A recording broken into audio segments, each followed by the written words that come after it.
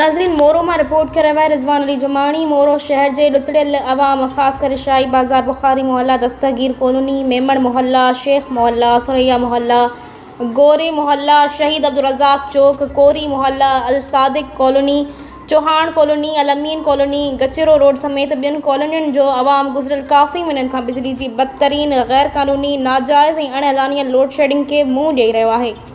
City 1, city 2, city 3 मुख़्तलिफ़ इलाक़नि में बार बार ट्रिपिंग सबबि मोरो जे रहवासियुनि जी ज़िंदगी मफ़लूज बणिजी वई आहे। हर महीने डिडक्शन बिल ॾियणु अवाम जे जीअं जंजाल करे छॾियो आहे। असां सिटी 1 मोरो ऐं सिटी 2 मोरो जो सतायल अवाम तर जे चूंडियल घरू अज़ीज़ ज़ियाउल हसन नंजार सेप्को वापडा मोरो जे इंजीनियर अब्दुल सत्तार चन्नो खे हटाए ऐं उन जी जाइ ते को ॿियो रहमदिल इंजीनियर आणे अवाम मां बेचैनी ख़त्म कई वञे। अवाम जो चवणु आहे त ख़ुदारा असांखे फोकल पर्सन बि हटाए ॾिनो वञे। हिन जी का बि कारकर्दगी असां सिटी 1 मोरो ऐं सिटी 2 मोरो जे रहवासियुनि खे ॾिसण में नथी अचे।